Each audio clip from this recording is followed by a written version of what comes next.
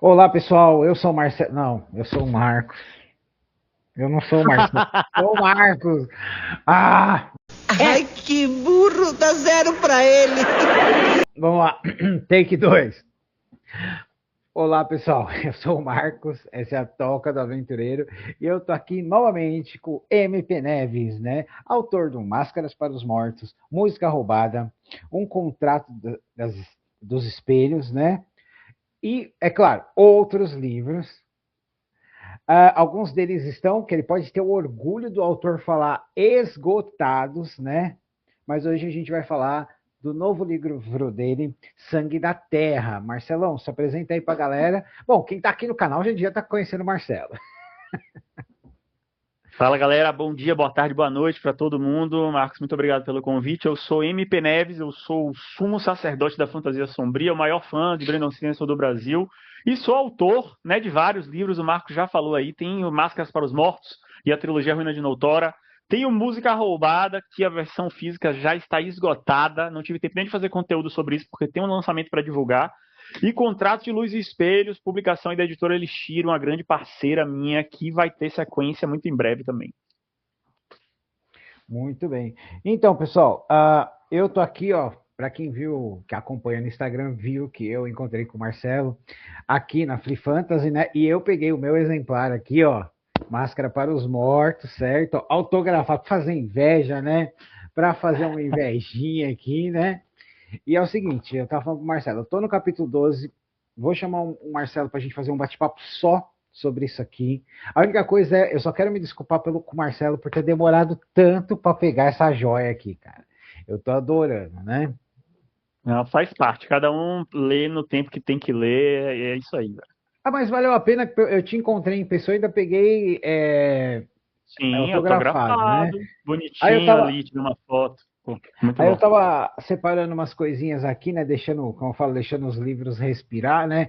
E É, eu sei que Marcelo teve lá nosso amigo Chico, mutante literário. Chico, desejo melhoras, que ele passou por um procedimento aí e tal, Uhum. né? Mas ele já tá bom. Aqui, eu sei uma coisa que você adora, eu acho que esse aqui é um dos que você deve mais gostar, né? Nossa, bom Senhor demais. da Foice, Demais. cara. Esse aqui, toda vez que eu leio ele, ele me faz chorar, cara.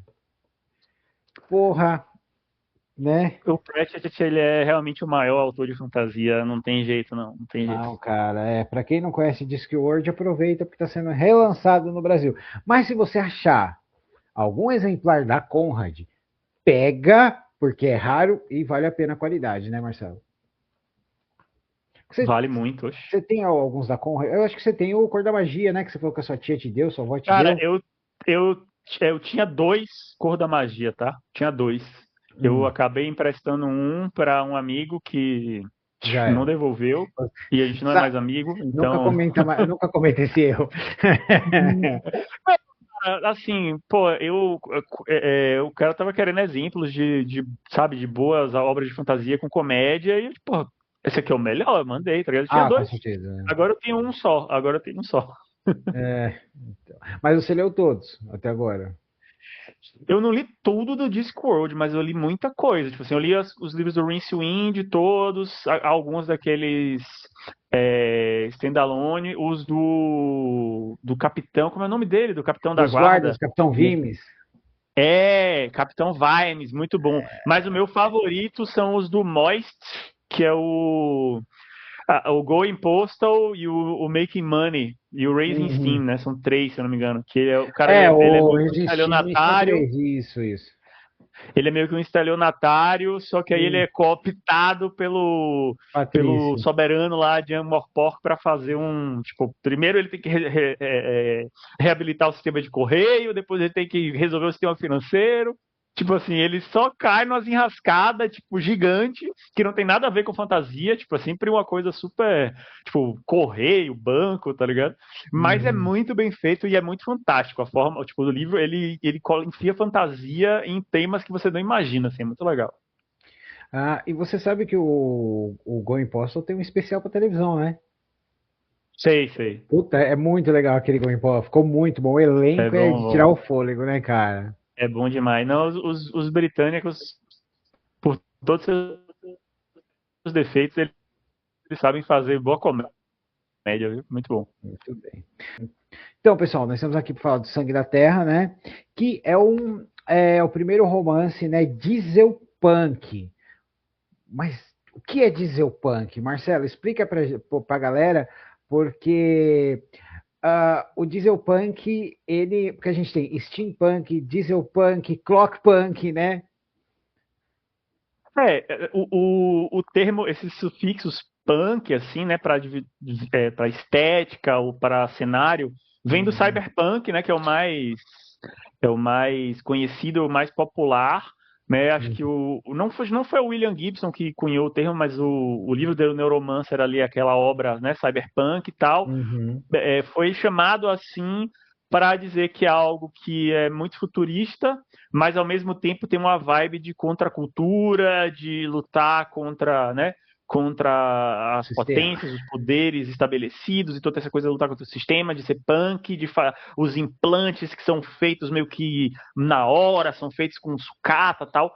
E aí depois veio o steampunk, né, que era um outro autor ali que ele estava se comparando, tipo assim, se cyberpunk é isso aqui, o que eu tenho escrito é um steampunk, porque tem essa vibe punk, mas é na era meio que vitoriana, então Tem aquela pegada coisas a verniana, vapor, né? motores. Aí a gente faz uma aplicação retroativa, pega o Júlio Verne, é meio steampunk, mas Júlio Verne, se você lê 20 mil léguas submarinas, tem até o submarino nuclear, né? Então não é Uhum. steampunk, tipo, tem energia nuclear ali já e tal. Uhum. Mas enfim, o dieselpunk, ele segue essa mesma lógica de ser uma estética, né, retrofuturista. O termo foi cunhado para um RPG, que é o Children of the Sun, né, a primeira vez que ele apareceu ali, que é essa coisa de pegar a tecnologia das guerras mundiais, né, do entre guerras, ali Primeira Guerra, Segunda Guerra, então grandes máquinas de guerra, veículos movidos a combustível fóssil, fábricas cuspindo fumaça, explosivos, um foco muito maior também na devastação da natureza, assim como essa tecnologia ela prejudicial, né, para o mundo natural e prejudicial para a Uhum. psique humana também. O dieselpunk ele é tipo um steampunk mais pesadão, assim, mais pessimista, com uma visão mais sombria do mundo, né? Então essa é a estética. Mas o Sangue da Terra, que é o meu livro novo, tá em pré-venda agora, galera, inclusive, por isso que eu não tenho um exemplar para mostrar para as mãos de vocês, é porque ele ainda tá em pré-venda no momento da gravação desse vídeo, mas ele já tá lindão no meu Instagram, tem foto dele lá, que já chegou da gráfica.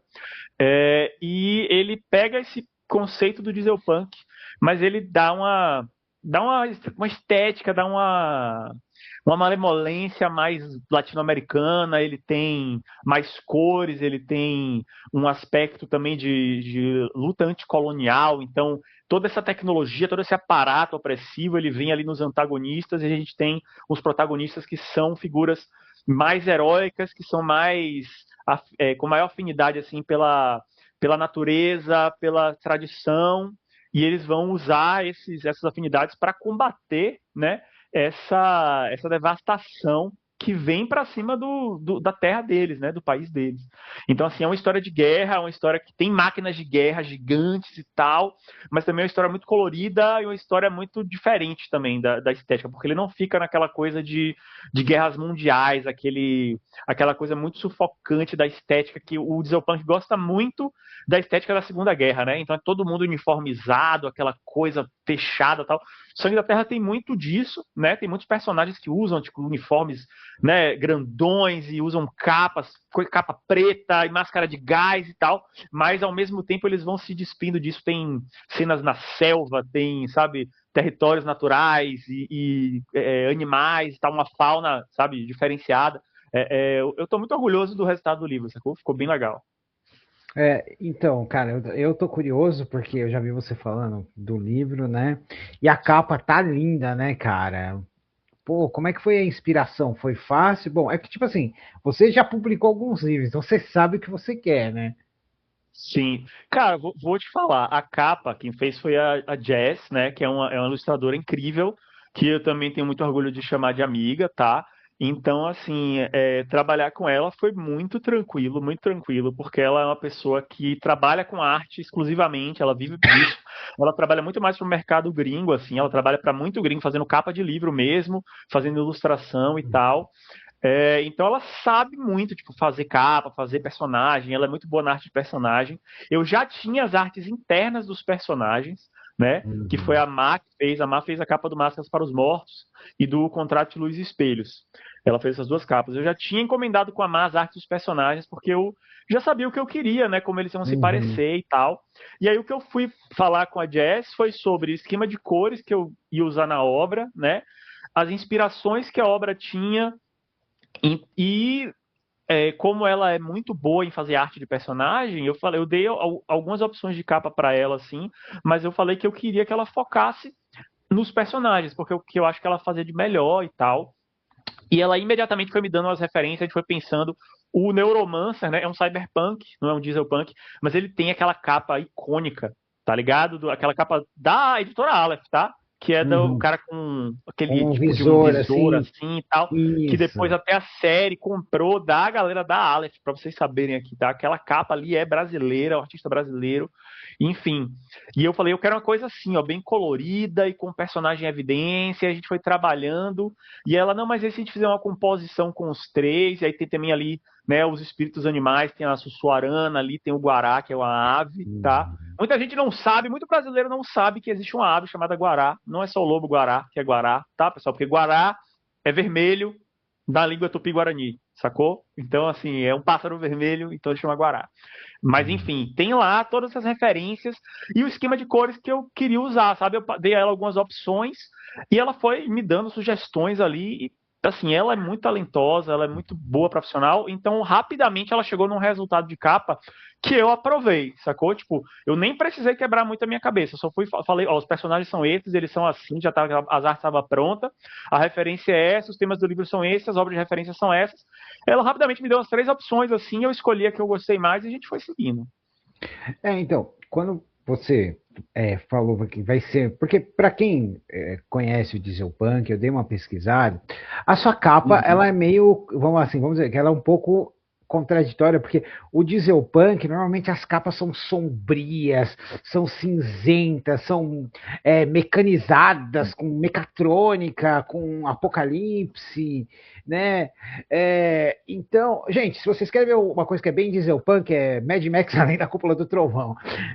Sim, Mad Né? Max. Mad Max é outra referência. Uhum. Mas a sua não, a sua tem uma pegada com cores e uma pegada tribal, né? Uhum. E, Sim. cara, o pessoal eu acho que quem for fã do gênero fala, nossa, mas isso aqui tá muito diferente, né? Não, com certeza, se você é, tipo assim, o maior fã de dieselpunk possível, só quer, sabe, consumir obras desse gênero, você vai pegar o Sangue da Terra e você vai estranhar, porque ele não é um dieselpunk tradicional, de jeito nenhum. Uhum.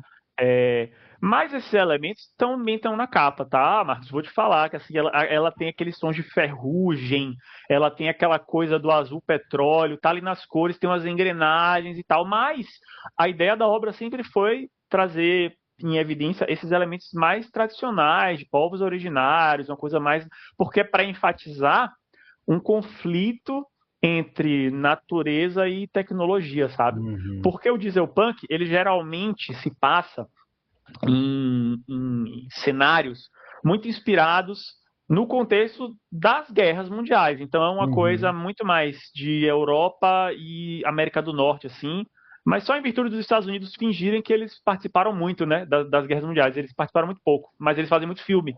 Então a gente tem muita referência estética dos bombardeiros, sabe, dos soldados, aquela Uhum. coisa, e a fumaça das fábricas e tal. Mas a ideia do Sangue da Terra é que, assim, de onde é que essas grandes cidades dieselpunk, essas grandes fábricas tiram a sua matéria-prima? De onde é que vem esse combustível? De onde é que vem todo esse recurso que eles estão usando? Vem de algum lugar, sacou? Então, a história do livro é justamente os personagens dessa colônia, né, que é Sarave, essa terra que foi dominada há muito tempo por Ardéria, que é essa grande potência com máquinas de guerra, e tem lá aqueles walkers, né, aquelas máquinas com pernas gigantes que caminham e vão causando terremotos e, sabe, quase uns mechas assim, mas movidos a combustível fóssil. Tem umas armaduras de batalha, aquelas power armor assim, sabe, gigantes Opa! e tal, e que cospem fumaça e que lutam e que destroem tudo, mas eles tiram esse combustível desse lugar, sacou? Porque o diesel punk, ele é sobre o combustível, né? O diesel tá no Uhum. nome aí. No Sangue da Terra, eles não usam diesel, mas eles usam o Icori, que é um combustível que é mágico, tá? Eles usam um combustível fóssil que é mágico. As máquinas de guerra arderianas são tão avançadas, tão incríveis, que elas precisam de magia no tanque de gasolina, digamos assim, para funcionar. Então eles têm que tirar dessa terra. E aí a minha pira foi justamente fazer a galera desse lugar se revoltando, se rebelando e lutando contra isso, sacou? Uma das minhas grandes inspirações é o Nausicaa do Vale do Vento. Você deve ter assistido o filme, não sei se você leu Porra, o cara! mangá. É assim, Náusea, Estúdio Ghibli, né? Mas assim, gente, o Náusea, assistam o anime, assistam. Mas se vocês tiverem a oportunidade de ler o mangá, nossa, cara, é Sim, o lindo, mangá lindo do demais. Miyazaki, né? Tipo assim, o Porra, cara do Estúdio Miyazaki. Ghibli desenhando aquele. E o mangá tá muito lindo, a edição brasileira ficou muito boa, que acabou de sair e tal. Eu Então, sou assim, muito o fã Náusicaa das máquinas dele, cara. As máquinas do tem, tem Miyazaki são. aqueles aviões gigantes, assim, que É. você olha e, tipo assim, não, esse avião, os aviões lá do Náusicaa, tipo, parece que não voa, né? Tipo assim, é impossível isso voar de verdade, é muito grande e tal. E a Aham. ideia é justamente essa, assim, então as máquinas, não, essa máquina aí, ela não tem como funcionar. Como é que, então, no Hum. meu universo, né, do Sangue da Terra, ela funciona justamente com magia, com esse combustível que é especial, ele vem de uma terra que tem, né, uma conexão diferente ali com os espíritos e esse combustível que possibilita essas grandes máquinas funcionarem. Uhum. E o Nausicaa, o estúdio Ghibli todo é muito sobre isso, né? A coisa da tecnologia e os efeitos dela sobre a natureza e sobre o ser humano. Mas ele, apesar do estúdio Ghibli ter a fama de ser fofinho, né? Quando você assiste um filme do estúdio Ghibli, ele é tudo menos fofinho. Tipo assim, Ah, o é. Ele é protagonista muito. pode ser uma menina fofa. Ele é muito maduro nos temas dele, né, cara? Eu acho Exato, exato. isso muito legal. Mesmo a contribuição deles lá, que é o Princesa Mononoke, que eles estavam com a Disney, eles tiveram que mudar um Uhum. pouquinho o tom. Ele é fantástico, principalmente Nossa, mas o quando mostra a questão, Mononoke, o conceito do Tatarigagami. Eu espero que eu tenha falado certo, sim, sim. né, cara? Mas também eu vou discordar de você sobre uma coisa. O estúdio Ghibli não é principalmente ser fofinho, é sobre comida, porque não tem um filme que não dá fome, né, cara, do Ghibli. Porra. Aquele Dá café da fome, manhã do dá Castelo fome. Animado Não, me eles faz sabem. babar. Nossa, meu Deus, dá muito, É, sempre dá tudo assim, tá. qualquer.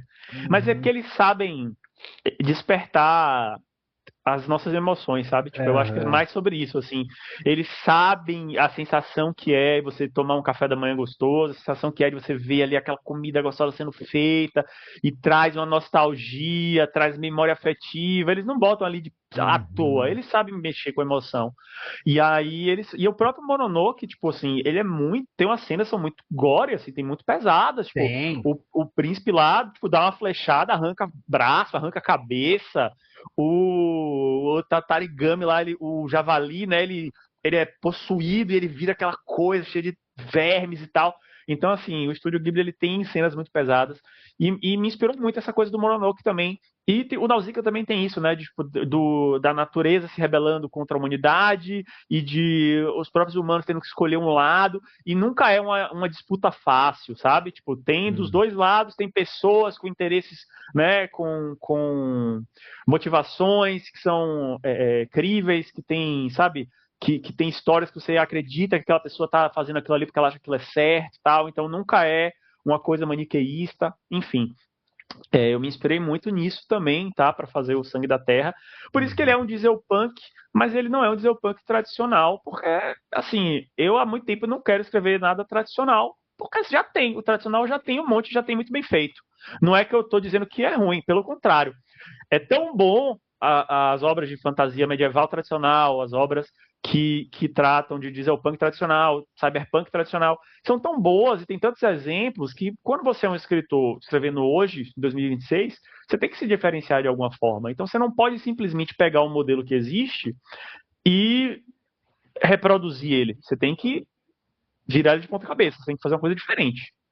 Porque senão você não chama atenção, sacou? Então, assim, quando eu escrevo, eu sempre quero buscar algo que seja de alguma forma inovadora, sabe? Tipo, alguma coisa que alguém vai olhar e vai falar justamente o que você falou. Pô, mas isso aqui parece muito Puta, eu, Dieselpunk. eu tô me mordendo aqui, gente, pra gente não falar de Máscara para os Mortos, que eu quero terminar, viu? Porra!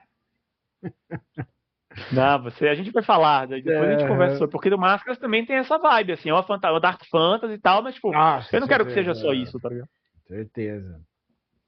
Bom, então, você estava falando, né, Marcelo? Primeiro eu quero agradecer por você ter mencionado as cores, que o Marcelo é uma das poucas pessoas que lembra que o Marcos é daltônico, viu? Por isso que ele é bem detalhado nas cores quando ele fala comigo.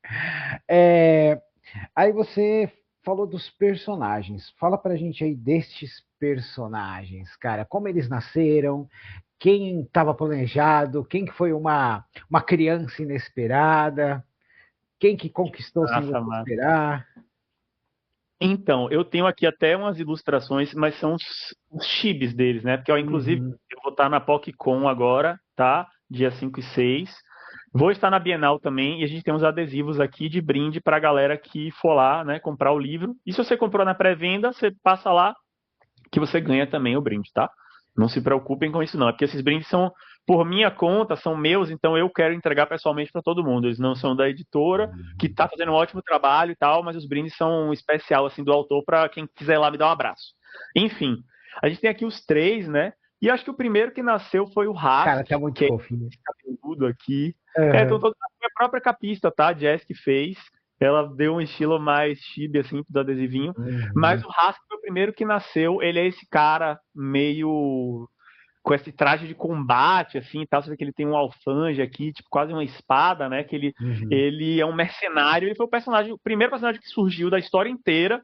Quando eu comecei a pensar, tipo, não vou fazer um mundo meio dieselpunk, mas se passa na mata e tal. E aí eu imaginei esse cara com essa armadura de combate toda sombria, ele tem uma máscara de gás também, sabe? Que, com, sabe, dois olhos amarelos, assim, ele fica parecendo uma criatura quando ele bota. Eu gosto muito de máscara, Uhum. você já sabe, você tá lendo Máscaras para os Mortos. Uhum. E ele tem esse manto emplumado, porque eu queria trazer uma coisa meio, como você falou, tribal, né? E tal. Então ele tem esse manto de plumas, esse traje de combate e tal.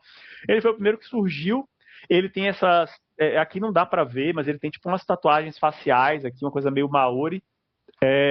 Que também é uma coisa que eu queria trazer de povos Uhum. originários, culturas mais tradicionais assim. Então ele foi o primeiro que surgiu e ele é um mercenário de uma companhia, né, conhecida como a Revoada Noturna. Todos os membros da companhia têm seus codinomes de pássaro ali e tal. É, e ele começa a história do lado errado, digamos assim, né? Porque ele trabalha para os Arderianos. A companhia da Revoada Noturna, os mercenários, trabalham para os Arderianos fazendo os trabalhos mais difíceis e mais cruéis. Então, Ele não tá fazendo. Não é que ele tá do lado errado, gente. Ele tá ganhando a vida. ele tá ganhando a vida. Ele tem motivos para tipo, para ter Uhum. abandonado o povo dele. A gente explora isso nos flashbacks assim da história. Isso vai sendo explicado. Por que, que ele tá ali? Por que, que ele decidiu fazer isso? Uhum. Mas ele acaba vendo que ele acaba descobrindo da pior forma possível que ele estava sendo usado quando ele é traído, né? Pelo seu grupo, e ele é abandonado no meio da selva, depois deles terem feito um monte de atrocidade para conseguir capturar um objeto sagrado lá, e ele é abandonado, descartado como lixo, e ele tem que se virar sozinho com um monte de inimigo que odeia ele por ele ser um traidor do próprio povo, apesar de, como você falou, ele estava só ganhando dinheiro, né? Uhum. Mas enfim, aí ele vai buscar vingança e tal. Ele foi o primeiro que surgiu, né? É, mas aí depois, logo depois veio o Vic, que é esse fofinho aqui com um livro na mão, né? Ele tem uma roupa meio militar assim e tal, porque ele, na verdade, ele é filho de uma mãe Saravidin, né, que vive lá nessa colônia, que vivia nessa colônia, e um pai nobre arderiano. Então, ele nasceu em berço de ouro, digamos assim, e foi estudar no exterior, foi estudar lá na capital de Ardélia, na academia, então ele aprendeu pra caramba, só que comigo é tudo dark, então a academia arderiana, cada matéria que você conclui, os caras fazem uma cicatriz ritual na sua testa, na sua cabeça, que é para marcar que você aprendeu aquilo ali, sacou? Então ele volta com a cabeça toda arranhada, sabe, meio que mutilada assim e tal, porque ele completou sua instrução, né, sua Ele graduação, subiu de e ele nível. volta. Ele Ele aprendeu, subiu de ele é o nível. cabeçudo do grupo, assim, né? Então, assim, ele Aham. aprendeu muito e ele fala assim, não, agora eu vou botar em prática esse conhecimento aqui para melhorar a minha terra, né? Porque eu quero melhorar a minha terra. Se a gente puder botar em prática toda essa ciência, todo esse saber, a gente vai conseguir sair de onde a gente está, deixar de ser atrasado. Ele tem todo esse pensamento, assim. Só que aí quando ele chega lá na capital, todos os arderianos sumiram de repente. Todos eles desapareceram da noite para o dia, não deixaram rastro nem vestígio, e a Tipo, cidade está em caos, porque eles levam. eles são uma parte da população, mas eles não são toda a população. Não, eles não são. Os arderianos são os Ah, colonizadores, né? Eles tá. vieram e aí tem lá suas cidades que eles construíram, que eles mandam, mas os nativos são Saravidin, é um outro povo, né? São Ah, povos tá. diferentes. Eu E achei aí que isso quando ele tinha chega. acontecido quando ele estava estudando no exterior. Aí eu falei, caramba, mano. Não, ele estava no exterior e quando ele volta, Ah, ele tá. descobre que todos os arderianos desapareceram. O pai dele, os irmãos dele desapareceram. Só Uhum. ficaram lá quem era nativo mesmo. E aí está começando essa disputa, porque os outros filhos dos nobres, que também são mestiços que nem ele, e querem tomar o poder, e aí ele, tipo, ele não vai querer deixar, e aí ele já começa um conflito ali, sabe? O conflito dele começa mais político e ele vai aprendendo que todo esse conhecimento que ele adquiriu, toda essa ideia que ele tinha de que com esse saber ele poderia melhorar a vida do povo dele e tal, não é bem assim, sacou? Que a vida do povo dele era ruim, não é por falta de conhecimento, era, era por um tipo sistema opressivo e tal. Então ele vai ter que aprender isso, ele começa muito ingênuo e ele vai aprendendo ao longo da história, Ele, sacou? ele descobriu a origem daquela fase, né? Quem observa os observadores, né, cara? É, tipo isso. É tipo Ele isso, né? vai, ele passa por uma transformação mais profunda assim ao longo da história. E a Netara foi a terceira, né, personagem. Eu sabia que eu queria três, assim, a Netara foi a terceira. É, e ela já é bem diferente desses dois aqui, porque ela é bem mais apegada às raízes de Sarave, né? Em Sarave não tem um povo só, são quatro nações que formam esse grande povo, assim, esse grande território. Eu também me inspirei no Brasil, né, nos povos originários do Brasil. Uhum, A gente sabe que não tinha só um povo indígena, são vários, tem uhum. centenas de povos indígenas. No meu livro são só quatro, porque não tem espaço, né, galera? Ficção tem que ser um pouco mais reduzida que a realidade, para a gente poder tratar os temas com profundidade. Mas, enfim, o povo dela, que são os Mazuá, eles vivem numa região mais isolada, né, dessa colônia, então eles não estão sempre na presença dos arderianos, eles conseguem manter suas tradições, e a Netara, ela está se preparando para virar uma guardiã da memória, que é uma espécie de sacerdotisa, uma espécie de grande clériga, assim, do povo Uhum. dela, que é muito importante, e ela é muito amada por todos, ela é aquela mina de ouro, sabe? Todo mundo adora ela, e ela vai sempre muito bem em tudo que ela faz. Ela tem aquela vida assim que, para os É, é, parâmetros dela, é perfeita, ela sacou? é aquela personagem. Eu sei tudo, eu sou tudo. Aí quando ela vai, a coisa acontece na Não, eu sei. teoria. Eu sabia. Teoricamente isso devia funcionar, né? Mas aí o que acontece bem logo no Ah, início, isso não é spoiler, tá? Isso é a origem de cada personagem. uhum, Logo que acontece é que quando ela vai passar pelo ritual que vai consagrar ela como essa guardiã, o grande uhum, totem, a grande guardiã do povo dela é a Sussuarana, né? Que é a onça parda, é esse espírito animal grandioso, uhum, é como uma divindade, assim, né? E ela é invocada ali para o ritual e ela se manifesta, ela aparece no céu e tudo mais. Que é a tradição é que ela entrega uma profecia para sua nova guardiã para dizer como vai ser, né, esse uhum, período, né, da guardiã. Só que aí a Sussurana revela para todo o povo que Netara vai abraçar as armas do inimigo e levar o seu próprio povo à morte. E aí, nesse momento, ela cai em desgraça. Toda a vida dela é perfeita, é desfeita, ela não consegue assumir essa posição que ela queria. A família dela, todo mundo chora, é um desespero total.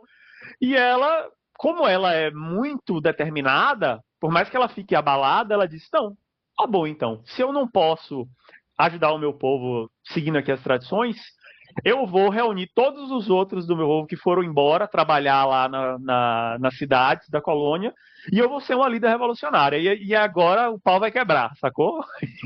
E esses três, né, eles surgiram assim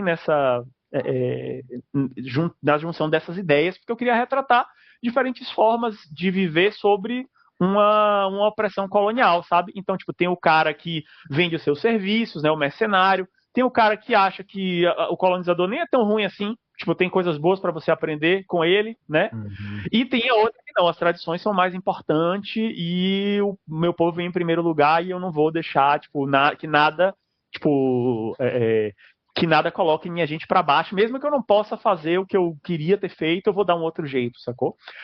Então, esses três, eles são personagens muito queridos, assim, eu acho que a dinâmica dos três ficou muito legal. A Netara foi a que me deu mais trabalho, tá? Talvez por ela ser muito cabeça dura, frequentemente, e esse livro, eu É, publiquei é, uma cena, assim, pode falar. é que eu ia te perguntar, porque alguns personagens não trabalham pela. Vamos lá. Pela lógica que você tem que seguir, né? Do Aham. personagem, e outros dão trabalho pela pesquisa que você quer ser fiel, mas você também quer ser original, cara. E como você está falando de questões, por exemplo, de tradições indígenas, você quer passar uma cultura rica, eu imaginei que isso também pode Uhum. ter dado um pouco de dor de cabeça, né? Cara, essa parte, na real, pra mim, de pesquisa, eu comento sempre isso, nunca é dor de cabeça. Tipo, eu Uhum. gosto de estudar essas coisas, então eu leio por diversão e eu me divirto aprendendo sobre uma cultura de um povo aqui e ali quando eu tô nos meus momentos, né? Quando eu tô afim de ler, sabe, de Era do Bronze, aí eu leio um monte, agora eu vou escrever um contrato de Luiz Espelhos. Então, assim, a parte da pesquisa foi até tranquila. Claro que demanda tempo e você tem que respeitar o material e tudo mais, Uhum. mas essa parte para mim nem é a parte mais difícil assim. Esse livro eu demorei muito planejando, com muito cuidado, cena por cena, tem uma planilha bonitinha, toda, sabe, código de cores ali e tal, cada ação de cada personagem, mas a Netara frequentemente quando eu estava escrevendo que eu ia ver ali o que vai acontecer e tal, tipo assim, a Netara Não, não ela não faria isso. faria isso. Sacou? Ela não Ela não faria isso. faria isso. Ela não vai aceitar que tal personagem faça tal coisa com ela. Ela não vai deixar que tal pessoa sofra tal coisa sem falar nada. É. Ela sempre tava, tipo. Porque é isso, eu planejei bem o roteiro, eu planejei bem as fichas, digamos assim, dos personagens, né? Então eles tinham as suas características e tal. E ela sempre tava, tipo, não, ela vai fazer outra coisa, outra coisa. Então eu ia mudando o roteiro constantemente nas cenas dela, porque Uhum. ela nunca queria, tipo, abaixar a cabeça pra nada. Ela sempre tinha sabe, uma réplica, sempre tinha uma coisa pra resolver e tal. E aí ficou muito legal, porque ela fica com esse relacionamento, tipo, de bater testa com os outros, assim, sempre, sabe? Uhum. E de ser mais agressivo. Então, com o Vic, ela tá sempre discutindo ali a política, porque ele é o político e ele tá tentando costurar os acordos, e ela fica se metendo, fala, não, você não vou deixar, você tem que pensar também no meu povo aqui, nos nossos interesses, e eu não vou fazer parte disso se você não for tal, tal, tal. E com o Hask, que é o mercenário, ela tá sempre brigando fisicamente com ele, né? Porque é a linguagem que ele entende é a violência. Então, quando ele fala qualquer coisa, ela já, sabe, já desce a porrada nele, assim, mesmo que talvez ele não mereça no momento, mas ela sabe que ele aguenta, então ela meio que. E ela fica nessa coisa de é, é, sempre antagonizando todo mundo e tal, mas ao mesmo tempo ela tem uma relação muito bonita ela tem outros personagens que são as amigas dela, o povo que segue ela, que escolheu seguir ela, então ela sente essa responsabilidade com essas pessoas, então ela é muito cabeça dura, muito determinada, mas ela também é muito cuidadosa com as pessoas que dependem dela, sacou? Então eu acho que ficou uma figura bem complexa, bem legal, cresceu muito durante a escrita, assim, tal. O Haskell, eu sabia qual era a história dele desde o início, história de vingança, que depois ele ia entender que a vingança não é o caminho, tipo assim, uma história mais padrão para personagem de fantasia sombria, sabe? Ele é muito inspirado no Legal. Guts, por exemplo, né? O Guts Só faz espero que, escrotice em qualquer um que só lê. espero que ele tenha uns momentos mais felizes que o do Guts, porra. Que Tem, quando ele as tem. coisas começam a Ele ir bem é. pro Guts, eu falo, não confio nesse autor, cara." Né, não vai dar bem, não vai dar bom, né? Vai dar bom. Mas ele é muito inspirado nessa coisa do Guts, do cara que acha que ele pode fazer tudo sozinho, resolver tudo na porrada, e aí depois descobre que, não, peraí, não dá pra fazer tudo sozinho, eu preciso de amigos, eu preciso confiar nas pessoas e tal. E aí, mas, enfim, o Sangue da Terra tem final, tá? Berserk ainda não teve Era uma das final, então a minhas gente não tem como. perguntas. Se ele é um one shot ou ele é uma nova saga? Não, é um volume único, tá? Eu não pretendo mais escrever pô, coisas muito grandes. Tipo, a minha trilogia Máscaras para os Mortos, né? A Ruína de Notória, são 3 livros. É grande, pá, você vai ler e tal. Legal. Eu não quero mais ficar fazendo trilogia. No Cara, máximo duologia, assim, porque eu... Pode falar, é pode falar. grande.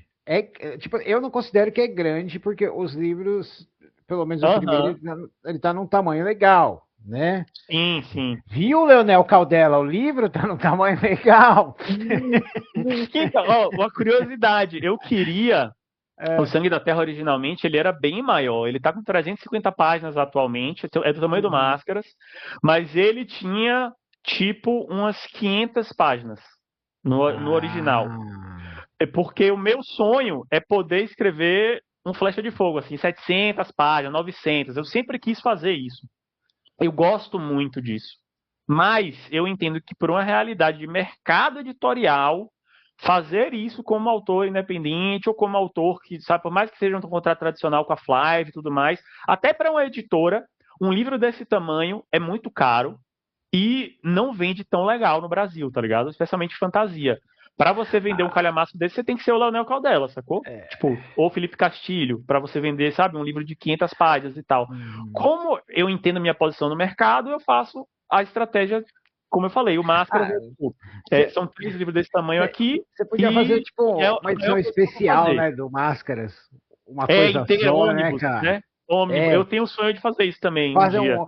Porque, Quando. por causa. Desculpa te cortar. É porque, assim, gente, Vou falar. Máscara para os Mortos, um dos protagonistas, tem a questão das máscaras. Cada máscara representa uma coisa, né? Um estado de espírito. Eu não vou entrar em detalhes Uhum. hoje.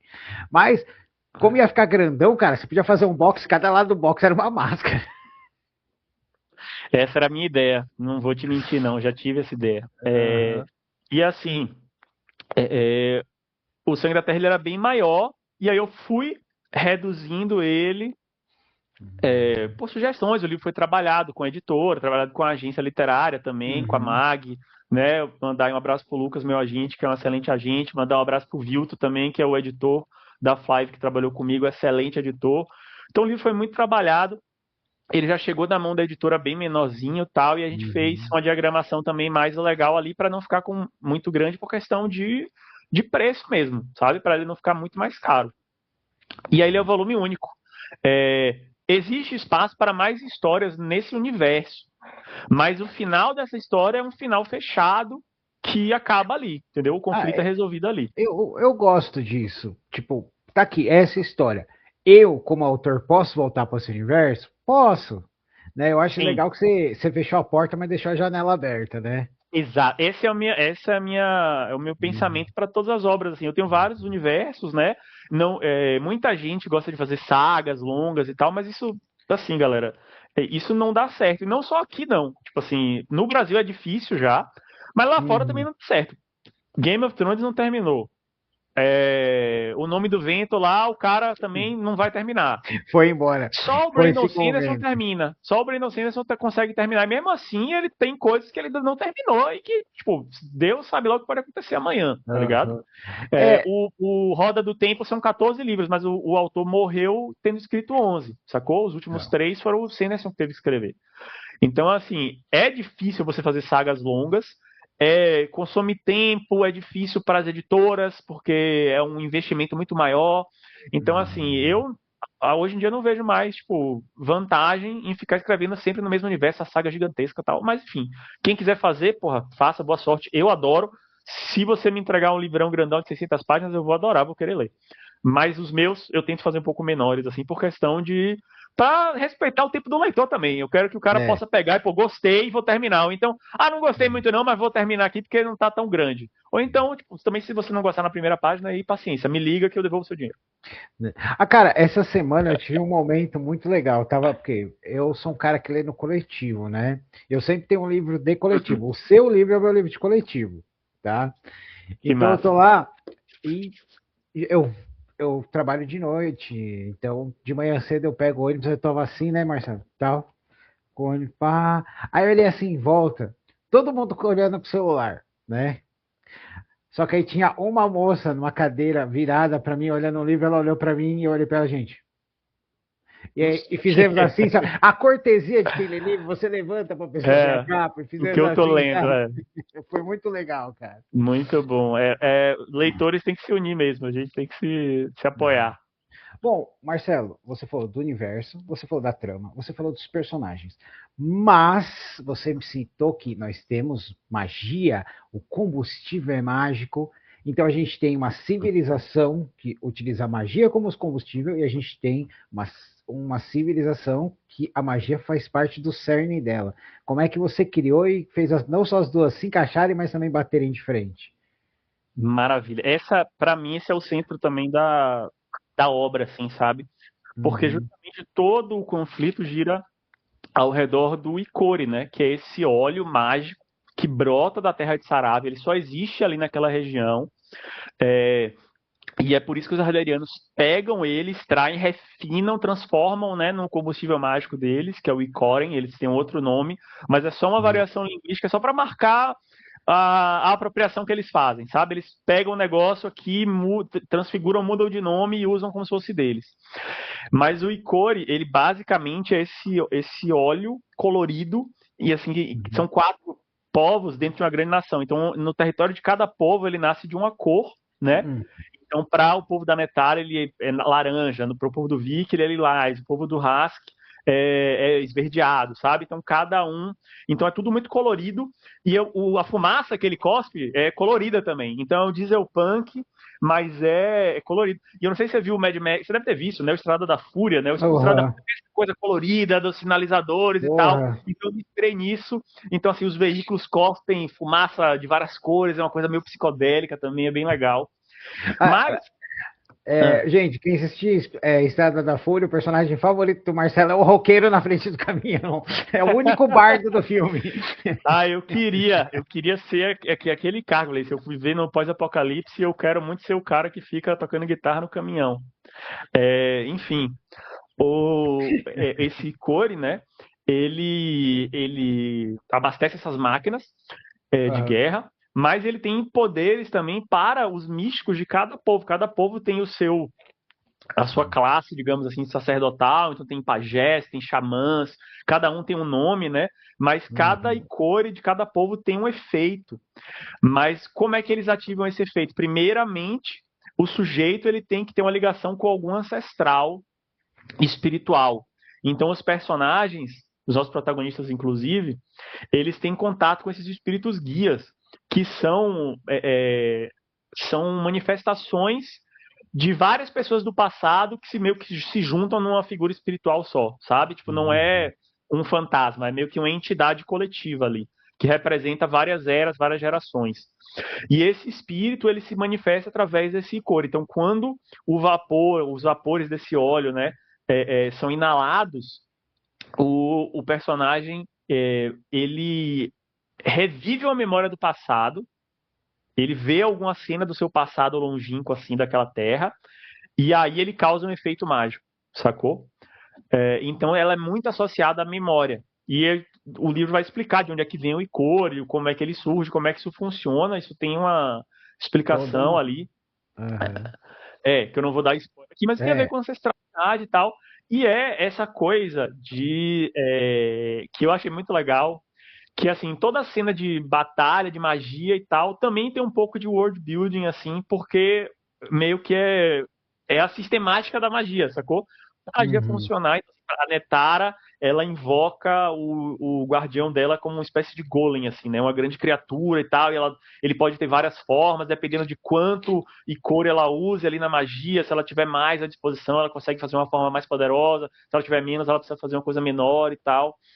Então ela consegue invocar esse golem de pedra, de raízes, sabe? Que sai do chão, assim, numa grande. Meio que um terremoto e tal, e ele sai e começa a lutar. Mas para fazer isso, ela tem que ver tipo, algum guerreiro do passado, alguma batalha que aconteceu naquele território. Então ela começa a explicar como é que foram as primeiras guerras de colonização a partir do ponto de vista dela, sacou?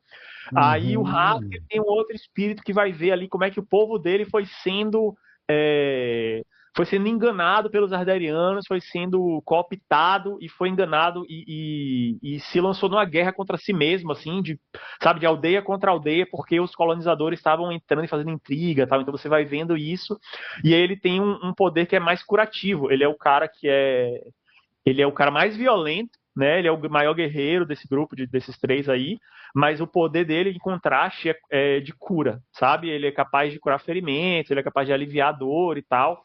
É, e mais o povo dele, que é os Alcan, eles conseguem usar esse poder de formas bem assustadoras, assim, porque imagina os lutadores que estão ali lutando contra essas máquinas terríveis e tal, e eles estão, sabe, crivado de bala, todo ferido, todo acabado, e aí, de repente, ele é curado e ele meio que se ergue, assim, quase morto-vivo, porque ele tá ali sendo abastecido por esse combustível mágico também, e ele vai lá e ele continua lutando, tal. Então tem umas cenas bem pesadas com essa magia. E já ouvi que o povo dele é mais acostumado com os arderianos, eles foram os primeiros a serem colonizados, digamos assim. Uhum. Então eles têm uma aparência mais urbana, tal, e eles têm mais a ver com movimento, com transporte.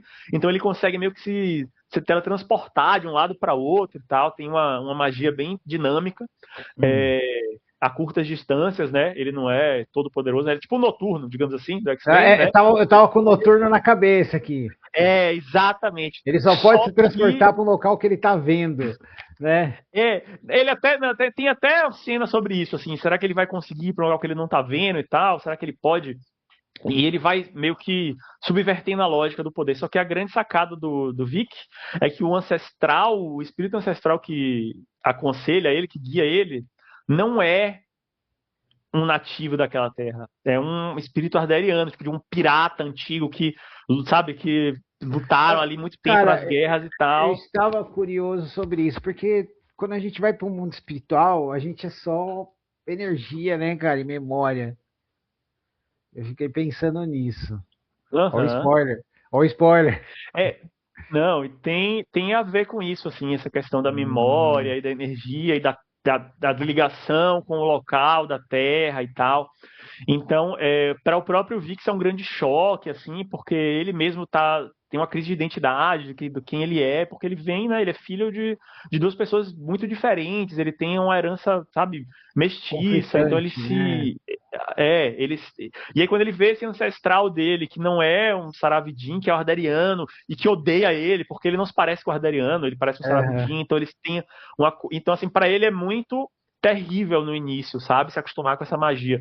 Então, eu gostei muito desse sistema de magia, porque ele me ajudou, tipo, a contar a história, tipo, mostrando o universo nessas memórias que eles têm que reviver, e ele me ajudou a trabalhar os arcos dos personagens, porque cada um tem as suas memórias que eles veem, então cada um vê memórias de um período diferente, ou de eventos diferentes, que tem a ver com o progresso do personagem dentro da história. Então ficou bem amarradinho, pessoal da editora, da agência, todo mundo que me ajudou a trabalhar no livro me ajudou com isso para não ficar, não é longo, tipo assim, não é um super flashback gigante que vai atrapalhar É. você de entender a cena. Tá bem amarrado, galera. Vocês têm que ler, sério, vocês têm que ler para ver como ficou bem feito. E eu garanto que ficou, tipo, as cenas de ação entremeada com flashback, tipo, tá muito legal, sabe? Tá muito legal, porque tem paralelos, tipo, você vê a Netara vê uma batalha do Ó, passado, e ao mesmo tempo que ela vê a batalha, ela já entende como eles foram derrotados, então ela tenta mudar de estratégia no meio do combate, tal, tem toda... o sistema de magia, ele não tá lá de graça, ele tá lá, tipo, pra ser explorado, sacou? É muito bom.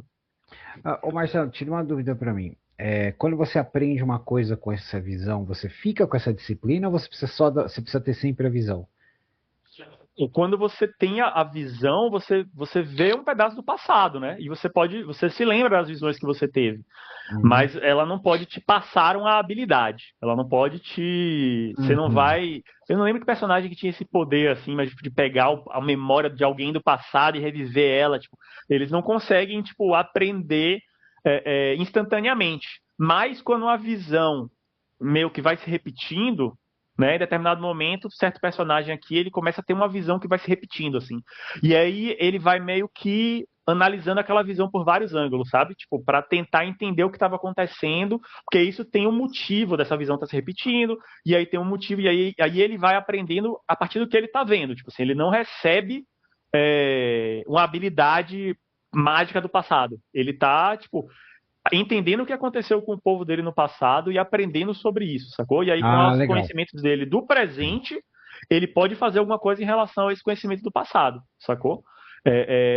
O efeito mágico é específico. A memória, ela vai variar e o que cada personagem faz com sua memória varia também, sacou? Saquei, beleza. Bom, Marcelo, agora conta pra gente. Onde encontrar? Porque, galera, vocês estão vendo isso aqui agora, estamos em julho, né? Que vocês estão vendo, nós estamos gravando aqui no começo de junho, mas o livro já está disponível, então fala pra galera onde encontrar.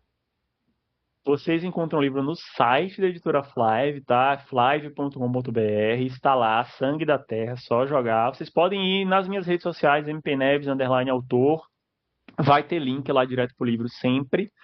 E vocês podem me encontrar nos eventos literários, tá, galera? O livro está sendo lançado, foi lançado já, né, na PocCon, agora em junho agora. Mas eu estarei na Bienal do Livro em setembro, todos os dias lá no stand da Flive, de 4 a 13. Estarei todos os dias lá plantadinho com os livros e com os brindes, tá? Tem é, print A5 dos 3 personagens aqui. E tem também a cartelinha de adesivos, tá?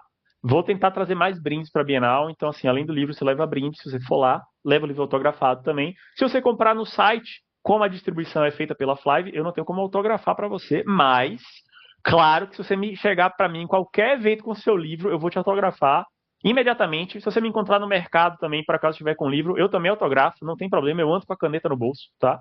Isso aí é tranquilo. Tem que ter. Mas o Sangue da Terra está disponível no site da Flive, galera. Muita gente acaba perguntando se vai ter e-book, né? Eu acho que a essa altura, julho, já deve ter o e-book também disponível. Aí, se ele tiver já disponível, ele vai estar na Amazon também, tá? Mas o livro físico está no site da Flive. E o livro físico tá lindo, tá com pintura trilateral, tá com ilustração, tá uma coisa maravilhosa. Então, assim, adquiram porque tá valendo muito a pena. Então, pessoal, e como o Marcelo falou aqui, já tem livro dele que está esgotado físico, entendeu?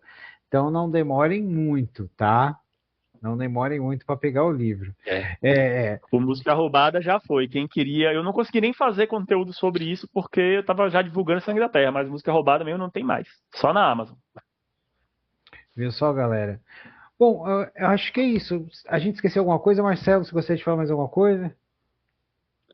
Cara, a gente trabalhou bem, assim, o livro. Tá Sem bem legal. Se eu spoiler. falar mais, eu vou começar a dar spoiler aqui. Eu tava aqui só com medo dos spoilers, Você né? perguntou no Instagram se tinha mutantes ou ciborgues, tá? Vai ter um dos dois. Ah, Você tem legal. que, Você podia ser tem que legal e ler. colocar um ciborgue mutante, né, pô? Né? Podia, mas leia lá que você vai entender.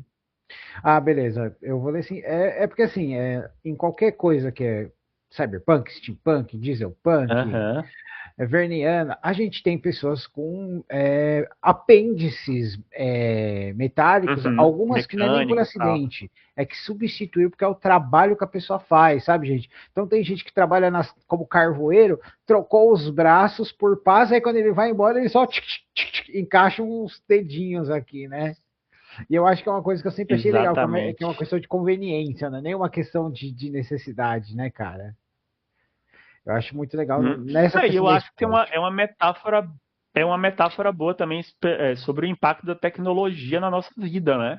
Porque, tipo, eu não sei você, mas assim, galera, a gente pode não ter implante, né? Mas eu passei o último final de semana sem internet em casa e sem celular. É enlouquecedor, tá ligado? Era como se eu tivesse sem um braço, sacou? É muito difícil. Tava desintoxicando, né? Eu tive uma crise de abstinência primeiro, mas depois desintoxiquei. Aproveitava para pegar os livros que tá empilhado, aí para se distrair, Né, cara. ler e tal.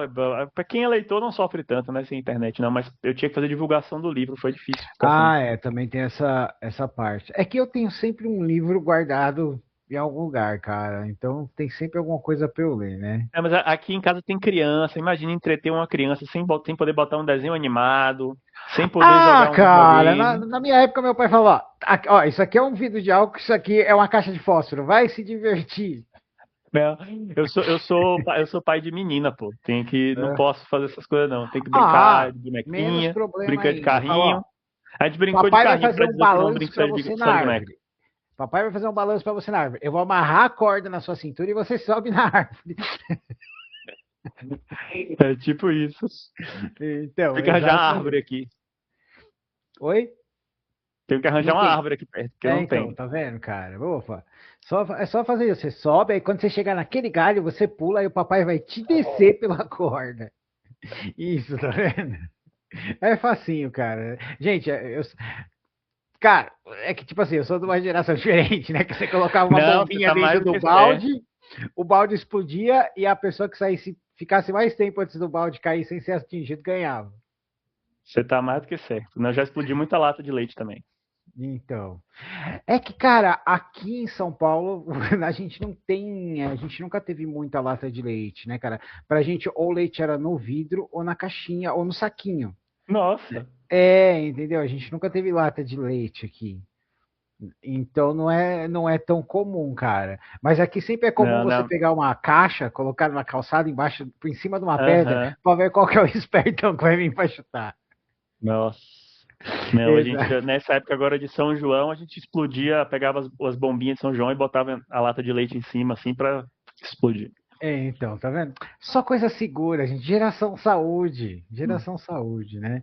Bom, Tô aqui, tô inteiro até hoje. eu também, cara, com quase todos os meus dedos, tá ligado? Bom, mas é isso, pessoal. Muito obrigado, Marcelo, por participar mais uma vez, né? Pessoal, vocês podem continuar acompanhando, porque o Marcelo vai estar sempre retornando. Além da gente estar falando dos livros dele, ele está sempre aqui para a gente falar de Howard, né? Então, Uhum. e também outros papos que a gente acaba emendando. Mas é isso. Muito obrigado, Marcelo. Galera, eu sou o Cara, eu que Marcos. agradeço demais. Valeu mesmo. Esse é o Marcelo. Agora eu falei certo, né? Agora eu falei certo. Até a próxima.